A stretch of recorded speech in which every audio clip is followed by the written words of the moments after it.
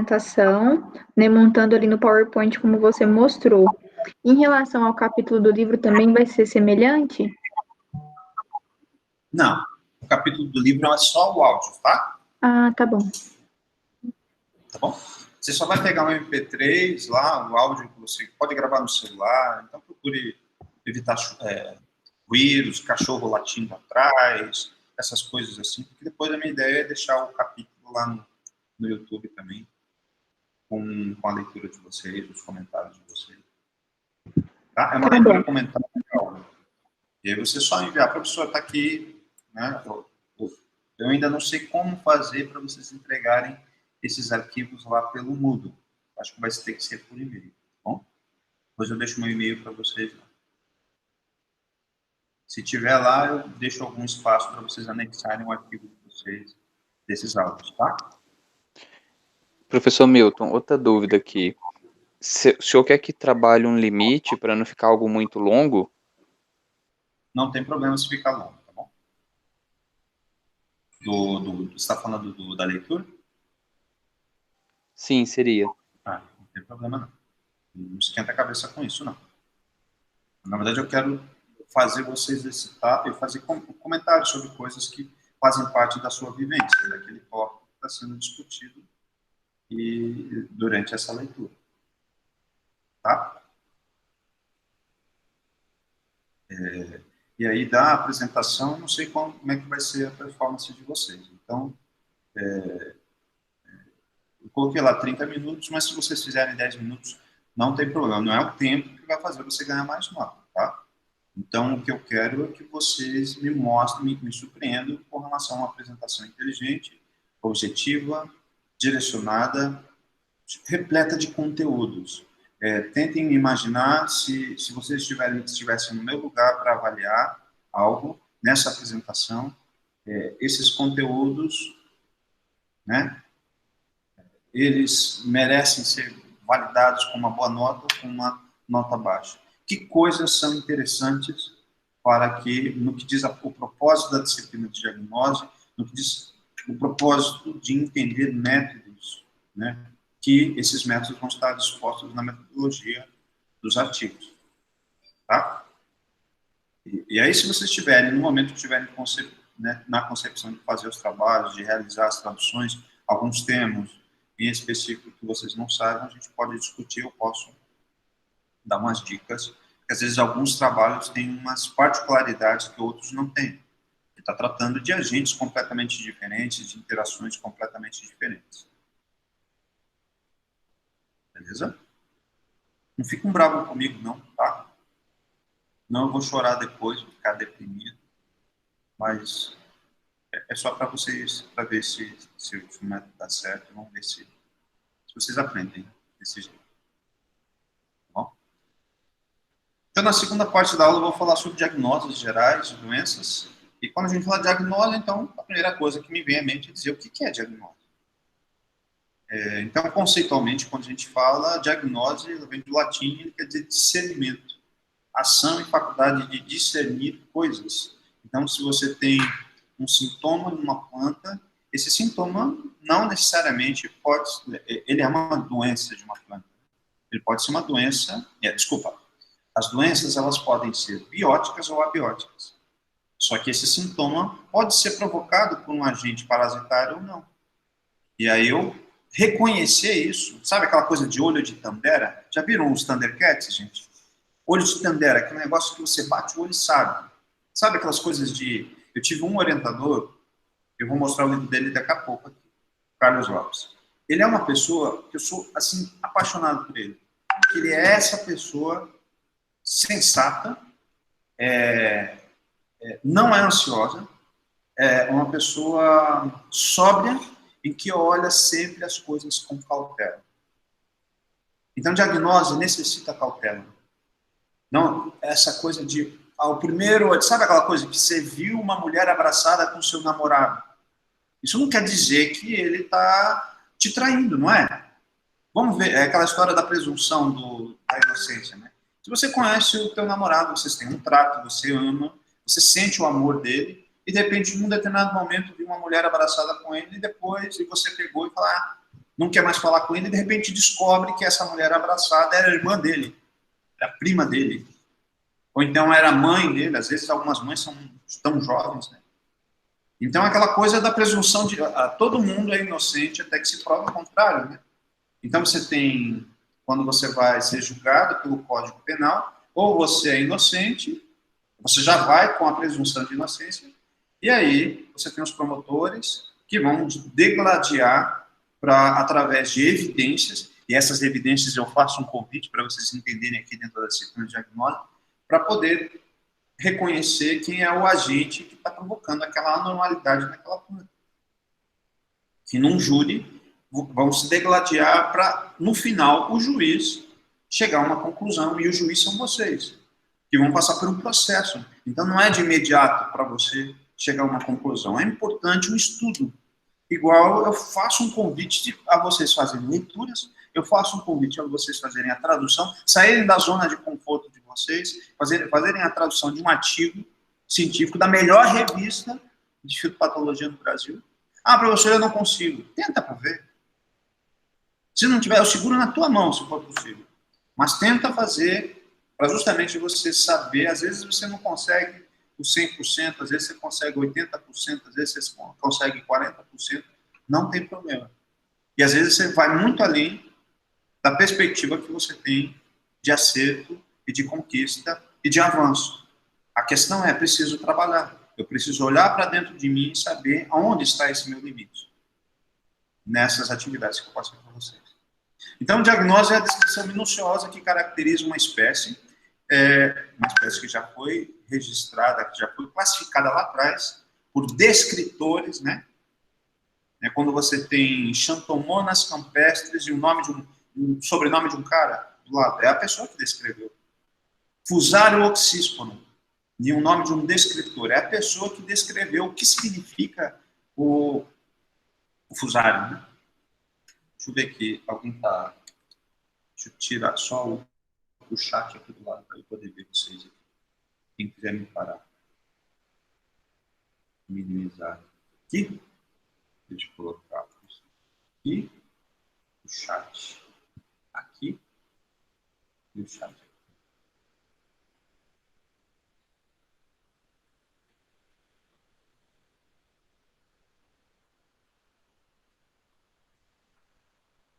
E outro tema que vocês vão encontrar, no que diz respeito a esses problemas que acontecem nas plantas, é detecção.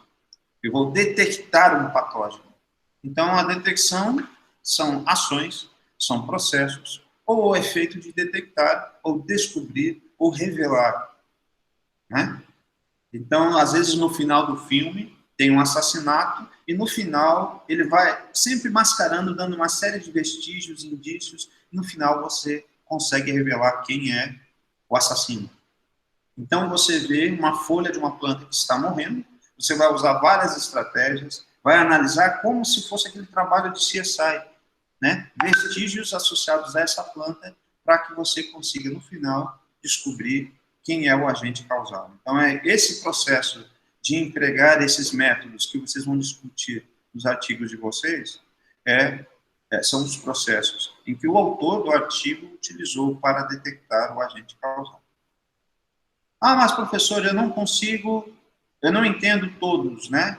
Ou eu não sei todos. Então, é a questão da prática, é a questão de você fazer estágio, de você fazer uma capacitação, de você fazer parcerias com instituições em que você possa executar algumas atividades de detecção nessas instituições, usar os equipamentos dessas instituições, e aí você passa a ter esse treinamento. Quando eu estava fazendo doutorado, eu era agrônomo, mas não tinha a mínima ideia de trabalhos com biologia molecular. Bom, biologia molecular era uma questão de futuro que a gente via todo mundo falar. E a gente estudava dentro das disciplinas na pós-graduação. Então, eu tentei encaixar esse treinamento que eu não tinha no meu doutorado, e depois eu complementei esse treinamento dentro do meu pós-doc. E aí eu passei a entender um pouquinho mais sobre algo, uma metodologia que eu não dominava. Eu não dominava muito sobre resistência, dominava muito sobre questões... Dominava não, né? Enfim, a gente trabalha, né? Então, repete, né? A gente passa a ter conhecimento sobre coisas pela repetição continuada das coisas. Se sair da nossa zona de conforto é extremamente benéfico para os aprendizados, para delimitar quais são as nossas, aquilo que nos favorece e aquilo que nós temos dificuldades, e superar as nossas dificuldades. Então, descoberta, né, detecção também tem o conceito de descoberta, ação de descobrir e de revelar o que estava sendo oculto. Então, você vê, uma lesão, você não tem a capacidade de enxergar um micro-organismo, fungo, e identificar. E aí você vai preparar uma lâmina e olhar no microscópio para que você consiga bater o martelo, ou então escrever, ou tirar fotos, e fazer um laudo e dizer quem é quem. Eu peguei aqui da internet, né, uma definição, né, de diagnose, é descrição detalhada, ela serve aqui para nós, na interação de fitopatógenos, né, de patógenos em plantas, ele serve para patógenos em animais, ele serve para patógenos em humanos. Então, reconhecer quem, por várias estratégias que às vezes a gente não sabe, você tem um oceano, você coloca uma isca, e essa isca vai permitir você pegar um determinado peixe. Então, você vai usar diferentes métodos que vai lhe permitir concluir quem é o agente causal daquela doença. Tá? Então, descrição detalhada que define e caracteriza uma espécie, normalmente descrita em latim, realizada pelo taxonomista. Exames que, numa consulta com um especialista, tentam identificar a razão e a natureza de uma doença no diagnóstico. Então, esses especialistas, por exemplo, eu trabalhei no pós-doc num laboratório de quarentena na Embrapa Senagem. Então, lá tinham várias salas, vários laboratórios, onde cada laboratório tinha um especialista de fungo, de bactéria, de vírus, de nematóide. E que a amostra que vinha do exterior, né, a amostra de semente, de plantas que vinham de fora, que passavam pelo processo quarentenário, eram analisadas dentro dos laboratórios por esses especialistas. E depois eles descreviam quem eram os patógenos que estavam presentes ou não naquela amostra. Então, nesses métodos, vocês têm vários laboratórios. Tem laboratórios que aplicam uma lista, um portfólio de métodos específicos, né, que podem ser para análises clínicas para humanos, que podem ser para problemas, infecções, um portfólio de testes da área veterinária, assim como você tem aqui análise de solo e os vários testes, análise física, análise química, e que você vai ter uma resposta para isso, a partir dos resultados obtidos, a partir dos laudos fornecidos por esses diferentes laboratórios. E da mesma forma que existe para humanos, para animais, para solo, você também tem alguns laboratórios, como o Instituto Agronômico de Pernambuco, eu coloquei aqui para vocês terem uma ideia. Esse instituto é uma instituição em que o seu laboratório, ou ele tem um conjunto de laboratórios que presta diferentes tipos de análises, em que os especialistas mandam e fazem, e aí tem o valor da análise, e depois tem um laudo onde você, um químico, um agrônomo, zootecnista, enfim, tudo vai depender do tipo de teste que o laboratório tem, oferece, e você vai utilizar aquilo para alguma finalidade dentro do setor produtivo, tipos de análises em agricultura. Eu dei um exemplo aqui.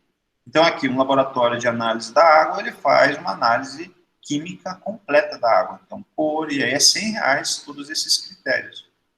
Análise para correção, né, de calcário, você sabe que tem uma relação da textura com a questão de quantidade de areia, silt, argila, né? Por exemplo, a PRNT, ela é muito importante com relação ao residual de calcário que você tem no solo. Se você planta espécies perenes, é importante que o calcário tenha uma PRNT mais baixa para que haja um processo residual no solo e que ele consiga realizar a neutralização de hidrogênio e alumínio com o tempo. Agora, para culturas que são de ciclo curto, soja, feijão, milho, é importante que a PRNT seja bem elevada para que o residual não é importante. Porque a planta vai morrer logo, vai ficar lá 60 dias, 90 dias. E aí você pode ver essa qualidade, né? Se eu sou dono de uma empresa, eu produzo calcário, posso fazer uma análise físico-química desse calcário, e aí a minha amostra custa R$ 65. E assim por diante. Quem trabalha com composto orgânico, os micronutrientes que existem, você sabe que cada composto orgânico é muito variável, a análise física é R$ 60. E aqui é onde chega a nossa matéria, a parte de fitossanidade. Então, provavelmente, se aqui é um laboratório de diagnose de doenças, então só tem um fitopatologista. Se o laboratório é chamado de fitossanidade, então tem um Flávio da Vida, que trabalha com pragas, o Paulo da Vida, que trabalha com plantas daninhas, e eu, né, ou qualquer outra pessoa, eu me exibindo aqui para vocês, né? Uma pessoa que trabalha com doenças de plantas. Então, que vai identificar essa doença ou essa praga e as formas de controle. Então, alguns laboratórios só identificam, alguns eles ainda incorporam formas de controle, e aí, no laudo, eles têm valores maiores. Então, aqui 25 eu achei barato. Tem laboratórios que é R$ 50. Isso sem contar a parte de nematóides, que pode ter outro laboratório que quantifica população de nematóides, tá? Quem trabalha com fungos entomopatogênicos, né, tem empresas que querem quantificar a viabilidade, ó, ele faz a concentração de conídeos na amostra, ele calcula e a porcentagem de germinação com um valor de R$ 80, tá? Análise da água e ração. Aqui outros tipos de análise de fertilidade do solo, né, que vocês na agronomia estudaram sobre a história de recomendação de calcário e fertilizantes, né? E as questões de plantas e identificação. Às vezes, para eu identificar um patógeno, eu preciso saber o nome da planta. E aí aqui tem um laboratório que identifica, ó, R$ 15 para identificar família, gênero, espécie, né? Ou então, se vocês têm um laboratório, vocês podem, então, pode criar uma empresa para realizar diferentes tipos de análises e fornecer para a comunidade. Hoje em dia, com essa história de e-commerce, né? Esse comércio virtual, as pessoas enviam para vocês as amostras. Se vocês têm expertise, ou então se é um método que gasta pouco, que necessita mais questões de treinamento pessoal, o que não criar, né? Às vezes a gente está deixando de ganhar dinheiro por uma habilidade individual, né? Eu sei avaliar a viabilidade de tricoderma, a concentração, né, de identificar agentes de controle biológico das amostras. Às vezes essas tecnologias on-farm, você pode dar suporte, de repente, a um nicho de mercado que ninguém atentou para isso, né? Mas é claro que você, como uma empresa, você tem que fornecer aquilo, o tipo de análise, usar um método e dar uma resposta para esse método, né? Aquela questão ética, né? Não é enganar, é o que tem ali, né? É claro que às vezes algumas empresas querem porque querem que você minta, né? Já aconteceu isso comigo.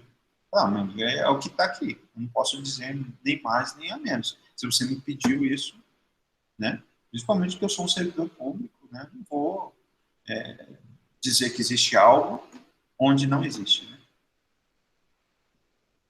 Questões de ética que eu acho que, pelo menos para mim, elas são, né? Professor, Oi. aproveitando a ocasião, dependendo, a gente já fecha até um negócio aqui agora. Eu estou responsável por uns ensaios de registros que, para de fato registrar um produto dentro do Ministério da Agricultura, a gente precisa de um laudo que comprove a concentração e a pureza do micro-organismo do produto em si, dentro da formulação e tudo mais. Eu trabalho com um produto biológico. Pois bem, lá dentro da instrução normativa fala que universidades, centros de pesquisa da federação, eles podem emitir esse laudo. Se eu saber me dizer se o IF goiano ele pode emitir laudos para registro de produto, ou de fato tem que ser só os laboratórios credenciados? Na verdade, eles falam que universidades, centros de pesquisa, de fato podem emitir esse laudo. Só que tem também os 3 laboratórios credenciados. O senhor sabe me informar isso? Existem vários tipos de laboratórios que tem que ver o que o edital coloca desse processo. Normalmente, eu já fiz isso umas 3, 4 vezes para empresas. Nunca ninguém me deu feedback de não ser aceito, sabe? Por exemplo, de diagnose, eu empreguei uma série de métodos e coloquei para eles. Então, se você fala que é credenciado, o que significa esse credenciamento? Significa que o meu laboratório ele está seguindo normas que o Ministério recomenda como sendo ideais. Por exemplo, questões de área, questões de equipamento, áreas fechadas, enfim, o que ele considera um laboratório ideal para isso, para a realização de atividades, ele considera como sendo um laudo credenciado. Então, eu não entendo muito com relação a essa exigência, né? Porque aí você tem algumas instituições que fazem atividades em que você tem um cara que precisa estar com o seu CREA ativo, o seu número ele esteja na entidade de classe, e que ele forneça essa descrição, essas informações a respeito disso. Eu sempre, quando eu entrei, desde a primeira coisa que eu entrei aqui na instituição, eu gostaria de fazer esse tipo de trabalho. Mas no meio do caminho eu percebo que é muito difícil para mim. Primeiro, porque eu acho muito positivo, porque é uma forma de você dar resposta para empresas, que eu acho que é extremamente interessante, de você melhorar o seu laboratório e incorporar as exigências que o MAPA quer para que o laboratório seja credenciado. Eu sempre tive essa iniciativa. Mas eu não lembro agora de todos esses critérios. Eu já pesquisei isso para deixar o laboratório daqui. Necessita de alguns tipos de ajustes, desde EPIs, EPCs, vários, por exemplo, reagentes, eles não podem ser vencidos. Eu tenho muitos reagentes que são vencidos aqui. Então, acho que há uns 2 anos que eu tive um projeto que eu comprei algumas coisas de uso mais rotineiro. Mas eu não sei. Aí você tem que ver se o laudo que eu vou apresentar para você é aceito dentro do Ministério da Agricultura, de mim como um professor de um instituto federal. Então, tem alguns institutos, não são a maioria, que fazem esses serviços de rotina. O Fernando faz trabalhos, né, de ensaios de campo, de validação de doses, para controle de nematóides, né, no manejo integrado de nematóides. Mas, para mim, o que acontece? Como eu tenho muitas atribuições, fico quase que louco, assim, né? Estou agora muita aula para dar, cuidar da coordenação e coisas que me tomam tempo. Se eu desse aula só de fitopatologia, se eu trabalhar só com isso, eu adoraria poder fazer esse tipo de trabalho. Então, às vezes, algumas propostas vêm para mim, o cara vem de uma maneira que eu não sei dizer não. E eu acabo fazendo, sabe? Fazendo as atividades e fazendo esse tipo, né? Eu já fiz de uma empresa e quantifiquei e dei o resultado para eles. Tirei as fotos, dentro utilizei o método de diluição em série e como é que chama? Câmeras individual para quantificar o número de UFC de células da amostra que ele tinha. Identifiquei os tipos de agentes que tinham, né? Quando eu fiz a diluição. Então, ele falava que tinha tricoderma, mas quando eu isolava não tinha tricoderma, era penicilina na amostra. Crescia. Que ele estava aplicando na lavoura, dizendo que era tricoderma. Então, enfim. É isso. Tá? As sementes também eu acho muito interessante, eu trabalho muito com sementes, vejo essa questão de sanidade, fungos, eu identifico fungos, eu gosto muito disso, essa parte de fitossanidade, mas tinha que se casar os trabalhos acho que a Erika está dando um pouco uma disciplina de sanidade de sementes, e aí essa questão de patógenos, né, que são transmitidos, a identificação por amostra da quantidade de cada agente, né, feijão. Então você tem o manual do Ministério da Agricultura que dá os limites da quantidade de cada um desses patógenos, e aí você tem testes de análises completas e análises de germinação, né? Aqui no caso ele faz só para arroz, feijão, milho, soja e os preços, né, que vocês têm. Então é uma boa chance de você equipar o seu laboratório, de você ajustar, mas o foco para mim, no momento que eu gostaria muito de fazer isso, mas eu fico sem energia por causa de muitas outras atribuições que a gente acaba tendo que fazer, e aí não consegue fazer as coisas direito. Eu criei um fluxograma de atividades, fiz até uma página da internet com os tipos de análise que eu gostaria de dispor para a sociedade, né, para que as pessoas quisessem iguais esses do Instituto Agronômico de Pernambuco, mas parou, é um projeto que está parado. Laboratório para água, ração, laboratório de análise de sementes, né, que a gente já viu aqui, laboratório de sementes pode avaliar pureza, análise de forrageiras, e aí os valores, né, dos tipos que você pode entregar. Então, a gente sabe que a gente precisa identificar esse agente, eu preciso ter uma informação correta, né? Então, o que eu falei para vocês anteriormente de cautela é um elemento extremamente importante. Para quê? Para que você empregue um método de controle e manejo mais adequado dessa doença. E é claro que a gente pode utilizar, dentre esses vários métodos, né? Eu tenho várias literaturas, eu já, né, fazendo um convite a vocês a fazerem um áudio, né, um áudio comentado, mas no sentido de aproximar, de uma maneira meio que obrigada, vocês a lerem sobre o tópico da matéria que é a diagnose. Então, essas seriam algumas das referências que a gente tem sobre diagnose, que seriam esses livros aqui. Então, essa aqui é a versão de 1995 do Manual de Fito, que tem um capítulo que fala sobre diagnose. Esse aqui, então, a nova versão de 95, depois surgiu agora uma em 2018, que também tem uma parte junto com sintomatologia de doenças, o Manual de Fitopatologia, a última versão, esse aqui eu tenho, quer ver? Aqui. E aí, nessa versão, ela reduziu um pouco o número de páginas, eles reduziram um pouco sobre esses métodos de diagnose. Eu coloquei em ordem cronológica, né, de anos, né, depois o próximo livro, e esse Agrios, ele tem na internet. Então, é o Manual de Fito brasileiro, aqui o Manual de Fitopatologia americano. Então, ele foi publicado em 1997, e esse livro já tem, eu vou ver se eu acho também, e vou colocar lá para vocês realizarem download desse livro. Vocês devem ter também.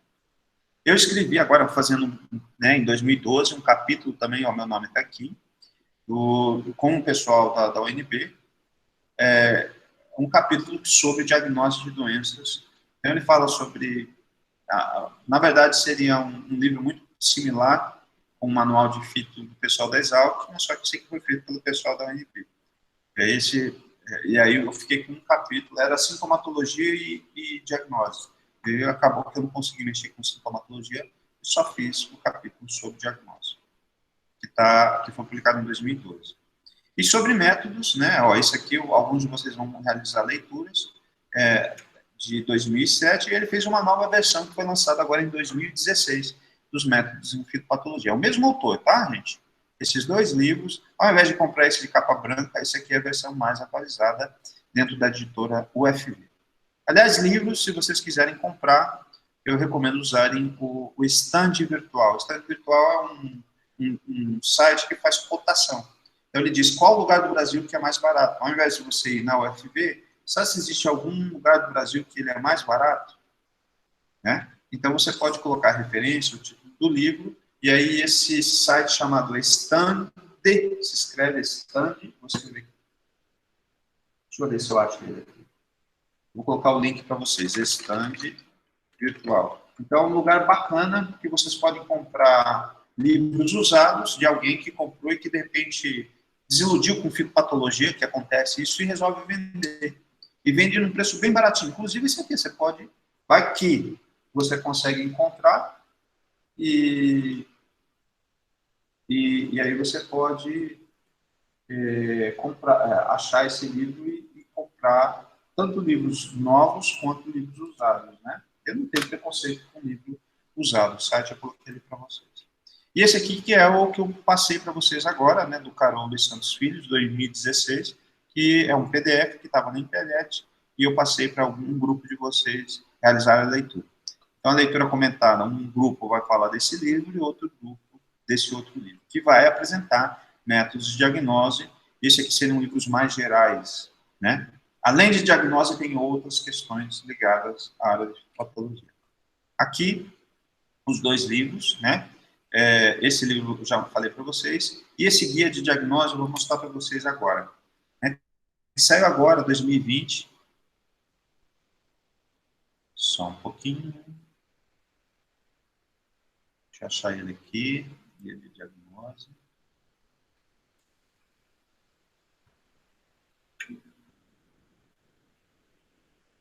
Então é esse aqui, ó.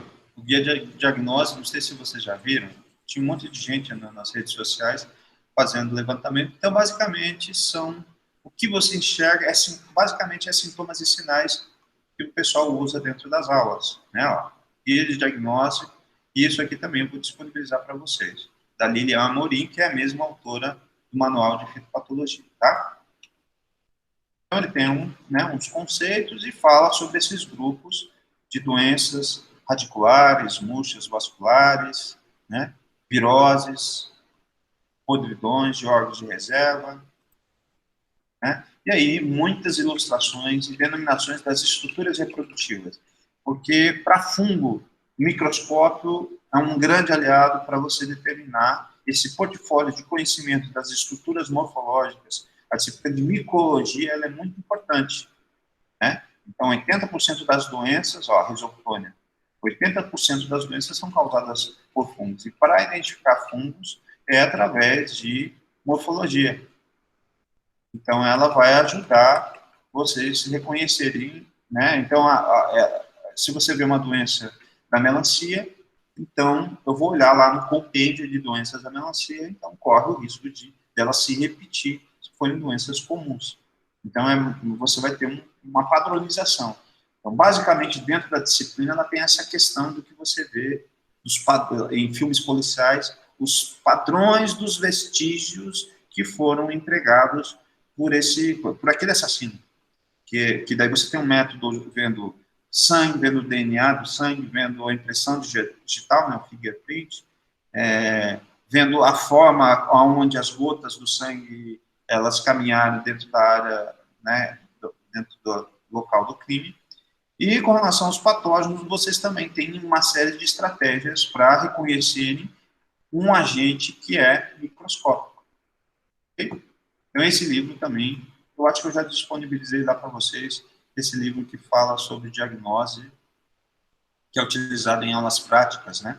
Eu vou fazer um vídeo depois para vocês sobre a parte daquelas fotografias para realizar as descrições de sintomas, que isso é muito bom, às vezes, para mandar para os laboratórios. Eu sempre recebo amostras para análise e, às vezes, vem umas fotos que...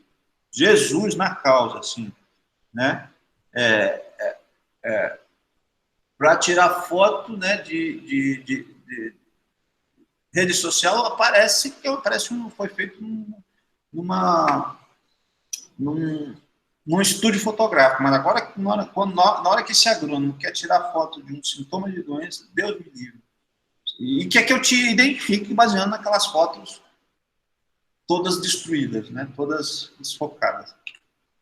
Então, agora, ainda, né, sobre técnicas agora específicas para bactérias, temos esse livro de Maringoni, né, Técnicas de Fitobacteriologia de 2010, do Romero, de Viçosa, de 2001, que tem várias técnicas que auxiliam para a identificação de bactérias. Eu vou falar sobre cada uma.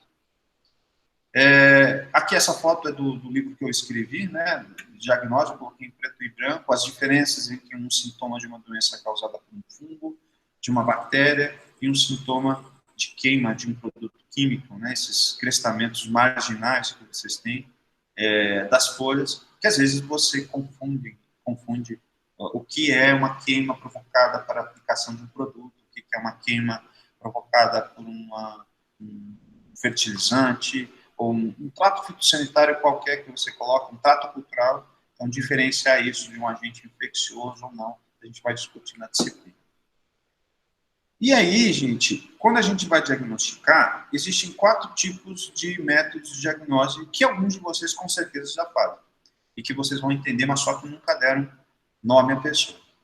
A gente chama de um método de diagnose, um tipo de método de diagnose baseado em sintoma, ou então a gente chama de uma diagnose indireta.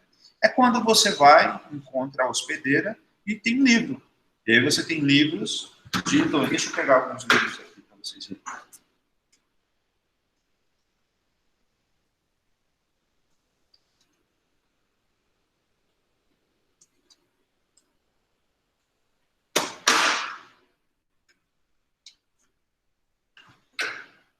Vários de vocês... Eu tenho uma coleção, um compêndio americano, ó, esse aqui é de doenças do milho.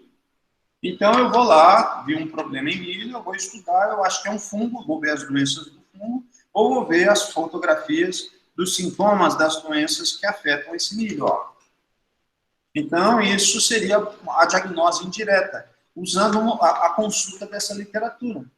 Isso só serve para as doenças que classicamente ocorrem na cultura. No milho, ó, no crisântemo, eu tenho doenças de gramados, doenças do sorgo, doenças de plantas ornamentais, doenças do fumo, doenças do pepino. Ah, mas professor, está tudo em inglês, tem que aprender inglês? Sim, tem que aprender inglês, paciência. Vocês não são o supra-sumo do melhor da pós-graduação aí da PPG-PP? Então, manda bala no inglês. Até hoje o professor estuda inglês. Eu vejo as séries, fico lá estudando, sempre coloco a legenda embaixo em inglês, vejo o áudio em inglês e fico ali prestando atenção.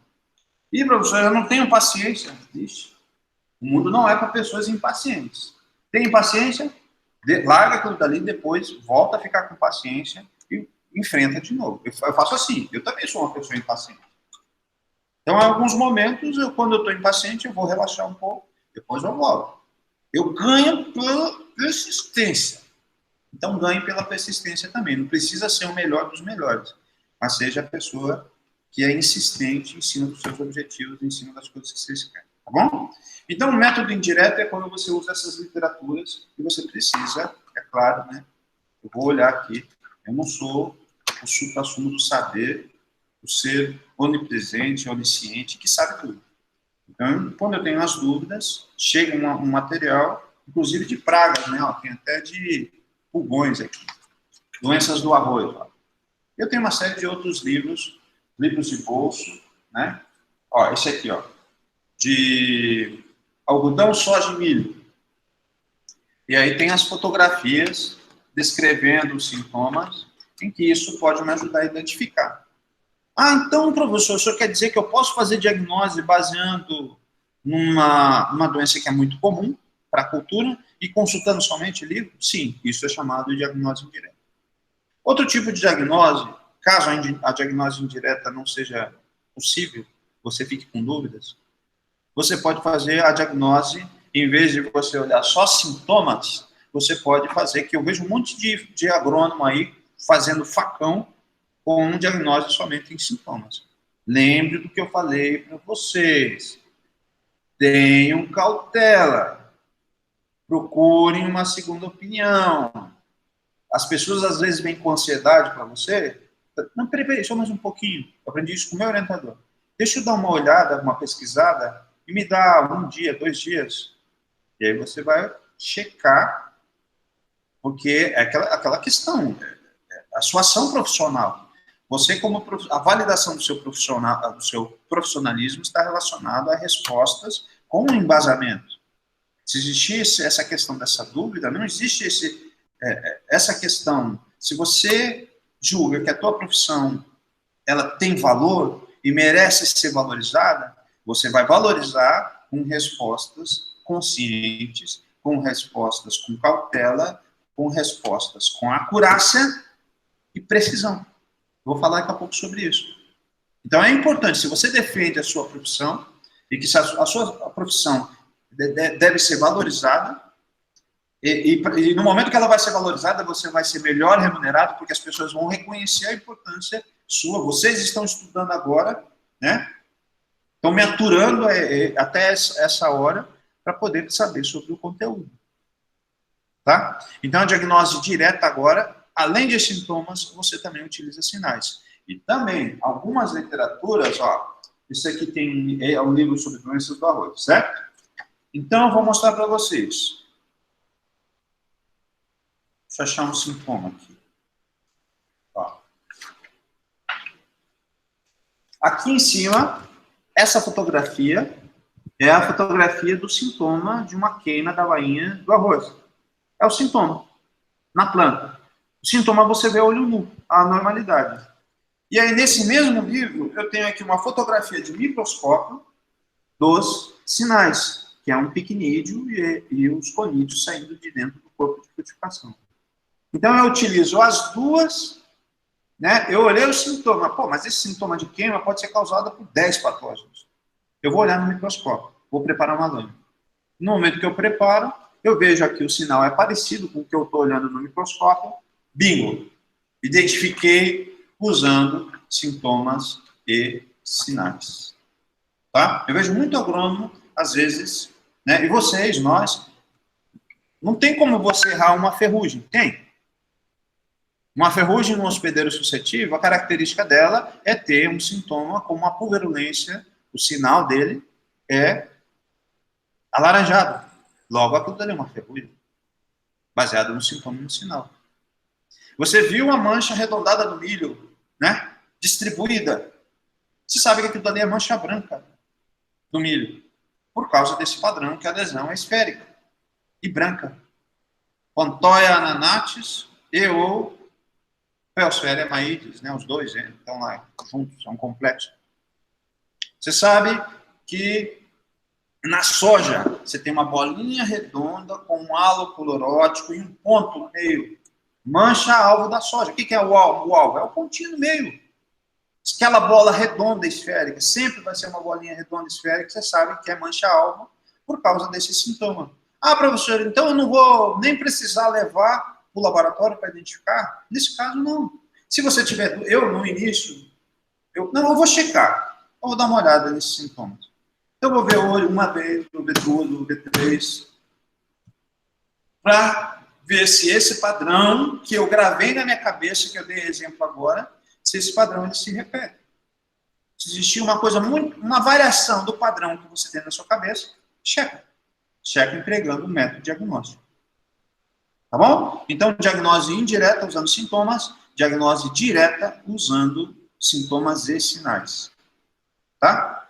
Então, elas são muito aplicadas para as doenças conhecidas. Para as doenças desconhecidas, agora eu vou usar os outros dois métodos, que se referem aos postulados de Koch, ou teste de patogenicidade, que a gente chama de diagnose completa, utilizada quando não se tem informação sobre a doença em literatura nenhuma. Eu peguei aqui no arroz, falei, pô, essas fotos aqui do agente causal, do sintoma e do sinal, não batem com nada que é com relação ao sintoma. Com aquilo que eu vi na lupa, com aquilo que eu vi no microscópio. Então, eu vou isolar o fungo e vou inocular numa planta sadia. E aí, eu vou realizar o postulado de Koch. E ver, correr uma chave desse fungo, usar um método para identificar a bactéria, usar um método para identificar o vírus, usar um método morfológico para identificar nematóide. Porque eu consegui comprovar que ele causa doença no sistema artificial em laboratório. Tá bom? E aí eu peguei, poxa, eu fiz o postulado de Koch, verifiquei que causa doença, e mesmo assim o fungo não produz estrutura reprodutiva, e eu não consigo identificar se não tiver estrutura reprodutiva.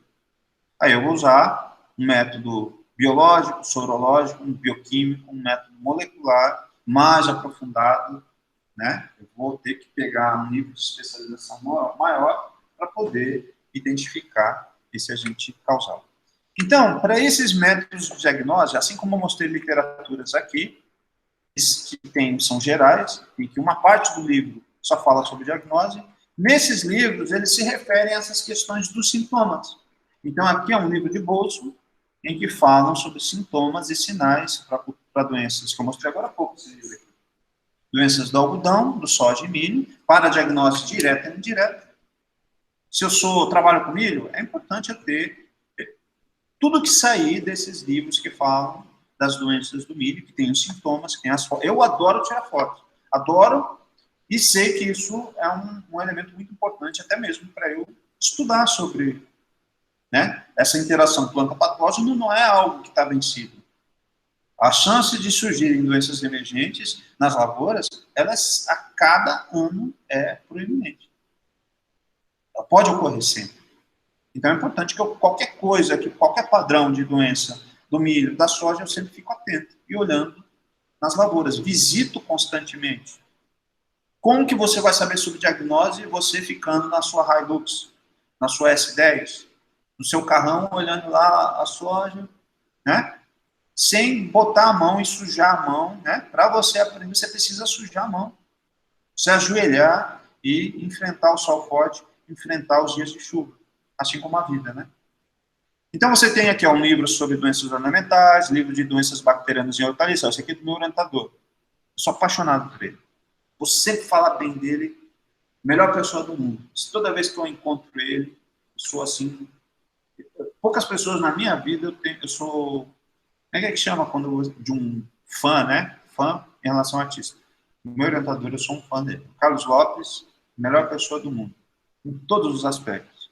Me ensinou muito e muitas coisas da minha personalidade tem um pouco das atitudes e ações dele.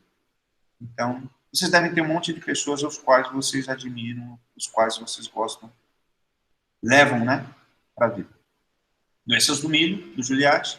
Aqui, métodos de detecção de nematóides em sementes específicos. A disciplina da Érica vai ajudar esse livro. Aqui, doenças de sementes de soja, né? E aqui, sobre doenças de cereais de inverno. Aí tem a ver com essa diagnose baseada em sintoma e sinal. Bom, aqui são alguns exemplos que eu coloco aqui para vocês. Diagnose indireta, baseada em sintomas. Diagnose direta, baseada em sintoma e sinal. Tá? Então, sintoma e sinal, a gente tem como apoio o microscópio óptico. É necessário que o identificador tenha experiência e treinamento contínuo. Há necessidade de precisão. E se você não tem esse treinamento, né, por exemplo, para fungos, a base para a identificação é baseada em morfologia. Eu aprendi isso, primeiro, estudando micologia, estudando fungo. Seguindo o chave, reconhecendo. E depois, uma segunda etapa nas minhas atividades profissionais. E eu sempre busquei aonde, né, vigiai, né, não tem uma passagem bíblica? Vigiai e... Alguém lembra? Vigiai e... Orai e vigiai, né? Então, sempre fique em estado de atenção para todas as coisas que diz respeito àquilo que representa a sua atividade profissional. Então, se eu não gostava muito de diagnose, eu passei... Não, disse para o meu cérebro, porque o meu cérebro é muito induzível, né? Se você diz que você não é capaz, você não vai conseguir. Nunca vai conseguir. Mas agora, você tem a sua tem certezas, né? Mas você quer tentar, talvez você vai se surpreender. E essa surpresa, em cima de algo que você supõe que não tem a capacidade, né? Isso é muito pesado. Ela é muito prazeroso você saber que você é capaz de conseguir algo que você sequer imaginava que era capaz. Tá? Então, você pode, no campo, né, você não tem a resposta para um determinado problema, você pode usar esses vários laboratórios onde eles vão emitir laudos do agente causal e indicar medidas de controle ou não. Então, como eu falei para vocês, a experiência e o treinamento contínuo está intimamente ligada com a precisão, eu coloquei aqui de propósito o que é acurácia e precisão. Isso, provavelmente, o Anderson deve falar também nas disciplinas de estatística. A acurácia é essa exatidão na precisão de uma medição, né, dessa detecção do agente causal no resultado apresentado. E a precisão é um registro, é o rigor no registro, na definição do valor, do peso, da medida, né, a exatidão que você vai ter. Então, aqui, ó, você tem uma situação em que você tem esse alvo, e aí você está tentando fazer a diagnose, e a diagnose está muito próximo. O resultado real, ele está aqui, ó. E alguns de vocês, dependendo da sua experiência e do seu treinamento contínuo, vocês podem ficar muito próximo do alvo, muito próximo do que seria mais acurado. De repente, se eu fosse colocar aqui na minha listagem, por uma doença nova, a Flávia, a Ana, a Jaqueline, de repente, pelo tempo de estrada que eu fico olhando as doenças, talvez eu ficasse aqui, ó, na análise. E cada um de vocês poderiam estar aqui, ó. Mas isso é uma coisa muito positiva, porque ninguém saiu de fora do padrão. porque empregou métodos de diagnóstico para ter essa acurácia. Já a precisão, né, a gente precisa ter os dois para fazer uma correta diagnose. Já a precisão, todos, às vezes dependendo do método, por isso que eu preciso de uma segunda opinião. Dependendo do método, todos eles estão muito assertivos, estão muito precisos e eles não estão divergentes. Então, todos eles estão atingindo o mesmo ponto. Provavelmente, nesse caso aqui, usou um método errado que não permitiu chegar ao verdadeiro resultado da diagnose. Por isso que eu preciso olhar com atenção e ir em busca do melhor método. Eu nunca vou poder falar para você qual é o melhor método. Existem os padrões e a sua expertise, a sua experiência, a sua análise do todo vai permitir com que você consiga reconhecer. E aí você vai juntar uma diagnose acurada com uma diagnose precisa e vai chegar ao ponto aqui, onde tem a correta identificação do agente causal. Usando diagnose indireta, baseada em sintoma, não é fácil. Identificar ferrugem da soja, até hoje eu vejo o povo, às vezes, confuso, de usar aquelas lupinhas de bolso. Deixa eu mostrar para vocês. Todo mundo tem a lupinha de celular, já viram? Essa aqui? Fica maravilhoso, gente. Ela vai com a luz em cima da folha, né? Você coloca isso aqui no celular. Deixa eu ver o celular. Aqui. Você põe aqui na lente do celular. Eu ganhei do da FMC. Quem quiser me agradar, pode me agradar. Eu aceito presentes. Isso está gravado, depois eu vou ser preso. E aí, aparece na câmera e eu tiro fotos. E eu posso identificar, vejo a pústula e os padrões, tá? Então, o método que a gente utiliza, se a gente não tem experiência, eu pode levar a um resultado, né? Quem não tem conhecimento vai ficar fora do alvo.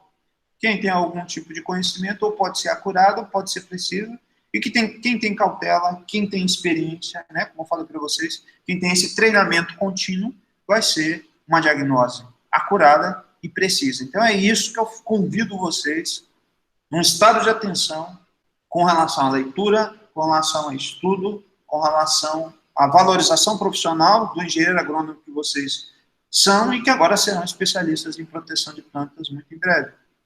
Né? Vocês estão saindo da sua zona de conforto. Então, há necessidade da busca, a busca contínua. Eu estou buscando até hoje. Né? Então, os sintomas, eles têm alguns padrões, né? Os oídeos de pulverulência esbranquiçada, você vê uma necrose no tecido, e, às vezes, você vê a presença desses sintomas no momento que ele começa a se reproduzir, né? Então, o esporo chega na planta, ele infecta, ele coloniza intercelular e intracelularmente dentro da folha, e chega um momento que ele começa a reproduzir. E aí vem o significado da palavra sinal, que é essa exteriorização da estrutura do patógeno, que é colocado para fora, que vai produzir os ciclos secundários aqui da doença. Ele vai disseminar na mesma lavoura, você está plantando soja agora, em novembro, vai disseminar o esporo e ele vai procurar outros sítios e vai aumentar a quantidade de número de lesões na sua lavoura. A partir do momento que ele tem um curto espaço de tempo, ele infecta, coloniza, reproduz, infecta, coloniza, reproduz em outra folha, depois infecta, reproduz na mesma safra, e ele fica desenvolvendo esses ciclos secundários. Então, esse sinal é essa exteriorização dessa estrutura, tá? Eu sei que você já deu 2 horas de aula, aguenta mais um pouquinho? Não vou, nesse primeiro encontro, vou deixar um pouco desse conteúdo para a próxima aula. Eu só vou fechar um tópico aqui, tá? Então, que vocês entendam que o sintoma é essa anormalidade. Exemplos de sintomas. Falem para mim exemplos de sintomas. Vamos ver vocês participando, para vocês não dormirem aí. Flávia, fala para mim um sintoma. O nome de um sintoma. Cancro é um sintoma, Flávia? A Flávia já está jantando, né, Flávia? Não? Jaqueline, está jantando? Tomando café? Não, a Jaqueline hoje está aí, ela já ligou o áudio já.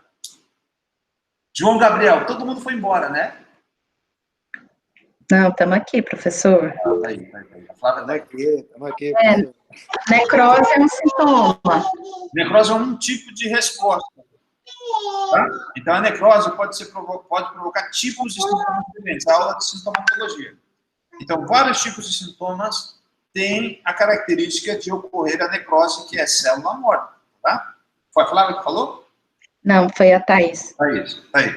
Por exemplo, clorose. Clorose é um tipo de sintoma, um tipo de reação que podem estar associados a alguns sintomas. Algumas plantas, a clorofila para de funcionar. Então, ela vai ficar com sintoma clorótico.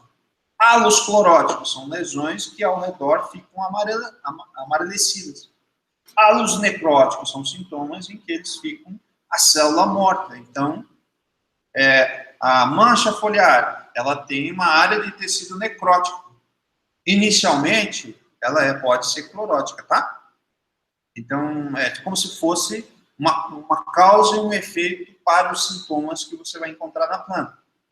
Murcha, né? Já viram a murcha de tomate? Que doença vocês já viram no campo? Professor, Ah, o chicote, que é aquela estrutura formada pelo carvão, seria um sintoma? É que eu trabalho com cana e a gente vê muito isso a campo. eu adoro esse sintoma, cara. O dia que você manda um desse daí para eu guardar aqui, para eu mostrar para os alunos, esses dias eu coloco até desafio para os alunos, se eles encontrarem um sintoma de chicote, que eu ia dar umas notinhas na disciplina. É só o senhor procurar um canavial de 6928 que o senhor acha ele demais. 6928, né? Mas aquilo dali é um sintoma. Então, um sintoma de chicote que a gente dá esse nome popular de carvão. Em geral, o carvão é em cima de inflorescências. Mas na cana é nessa folha bandeira, né? Que dá aqueles sintomas característicos. É uma doença histórica, né? O carvão da cana. Aí, ó, Matheus, já ganhou uns pontinhos se levar um chicote, professor. Não. Eu vi, porque eu sou do sul, então eu via nos canaviais lá do sul. Não, vou procurar umas fotos aqui no celular e já mandar, já. Outra coisa, tiver sintoma que vocês encontrarem, façam um convite. Flávia, Jaqueline, João Gabriel, Matheus, Rejane, fotos de sintomas, coloquem, eu vou mostrar para vocês aqui, coloca foto com qualidade, tá? Tira lá e coloca para a gente discutir no grupo do WhatsApp. E aí eu vou fazendo comentários sobre cada um do que vocês tiverem. Se vocês tiverem no celular, pode colocar, vou fazendo um comentário e coloquem aquilo, qual é o nome do sintoma e qual tipo do agente, para a gente poder discutir nessa diagnose indireta baseada em sintomas, tá? Eu sempre faço isso, sempre nos grupos da disciplina de diagnose.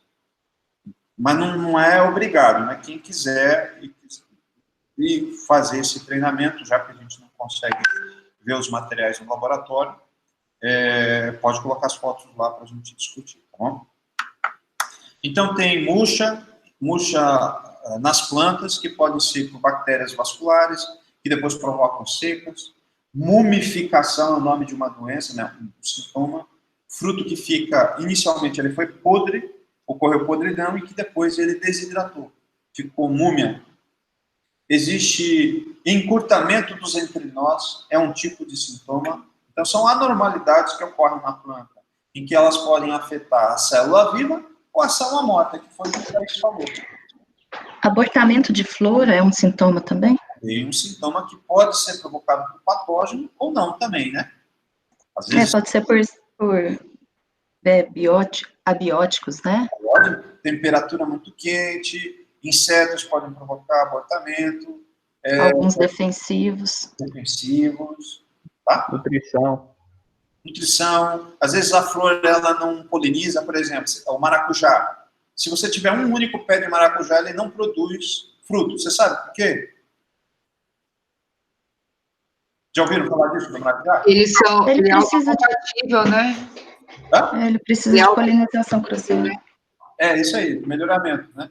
Ele precisa de polinização cruzada. Se você não tiver um grão de pólen que venha de outra planta, ocorre abortamento. Eu tinha um pé aqui em casa, que a gente vai plantando as coisas e tal, eu só tinha um pé e minha mãe ficava reclamando que não dava fruto, e sempre dava abortamento de fruto, porque ele tem um mecanismo de autoincompatibilidade de polinização. metabolização. Então, são questões fisiológicas também que podem estar relacionadas, tá? Sinal, né? Oídio é muito fácil de verificar. Sinal, carvão é outra doença muito fácil de detectar. Tem um carvão agora, eu fiz um trabalho com uma análise molecular dele, do carvão do capim amargoso. Vocês já viram isso? Quem falou agora há pouco do chicote, da cana? Foi o João Gabriel? Foi o Matheus? Foi eu. Matheus, no capim amargoso, tem um carvão aqui na região, eu esqueci o gênero dele. O carvão da cana, ele mudou o nome, né? Então é Sporissorium citamunium. Antigamente chamava o Stylago citamunium. O do milho ainda é o mesmo gênero, né? Que é o Stylago maiz.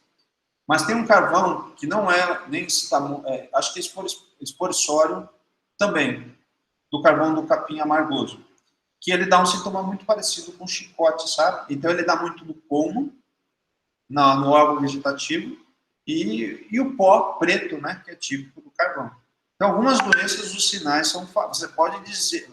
Você já sabe, você pode não saber o agente etiológico, mas você sabe o nome da doença por essas características. Então, são padrões que você vai aumentando o seu portfólio de conhecimento. Você sabe que aquela doença é uma ferrugem porque ela tem uma coloração alaranjada. Você está vendo um pozinho branco, você sabe que é oídio. Você vê um fruto na condição de pós-colheita, que a lesão ela é deprimida, ela parece né, ocorre um abaixamento do tecido, você sabe que aquilo ali é uma tracnose. Então, você sabe que lesões compridas e finas, parecendo uma agulha no milho, aquilo ali é sintoma de cercosporiose. Então, alguns padrões de sintomas, você não precisa de métodos tão extraordinários para você reconhecer. Você pode checar depois, preparando uma lâmina para ver se realmente é cercóspora, se é oídio, se é ferrugem, coisas do tipo. Né? Mas a questão, 80%, 70% das doenças de plantas são causadas por fungos. Reconhecer a morfologia, saber usar o microscópio, preparar lâminas das várias categorias, isso vai ajudar muito nos métodos de diagnóstico. Tá? Então, na próxima aula, a gente fala sobre fungos, bactérias, vírus, os passos de envio de amostra para esses laboratórios de análise, as questões de conservação desse material, laboratórios, né, de diagnóstico, aqui no laboratório antigo, né, da Clínica Fitopatológica da Exalc, que é aquele livro, dessa clínica, né, que eu mostrei agora há pouco, do pessoal da Exalc. Nematóides, como que a gente coleta a amostra, para os tipos de diagnósticos apropriados, e aí a gente vai falar sobre alguns deles. Vamos falar de técnicas para fungos, né? Câmara úmida, o que é câmara úmida, o que é a enxertia, a gente tem um de vocês que vai apresentar sobre isso no trabalho de vocês, né? O fluxo bacteriano, a gente vai falar sobre isso.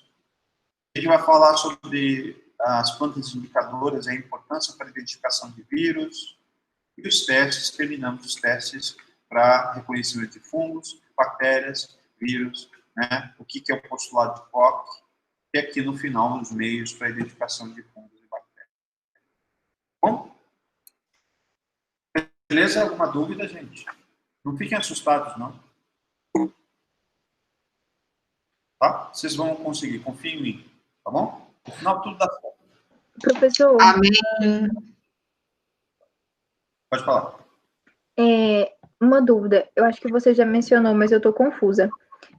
O trabalho para ser gravado, tanto sobre o artigo quanto sobre o capítulo do livro, a gente tem que postar até o nosso próximo encontro, que seria até quinta-feira que vem?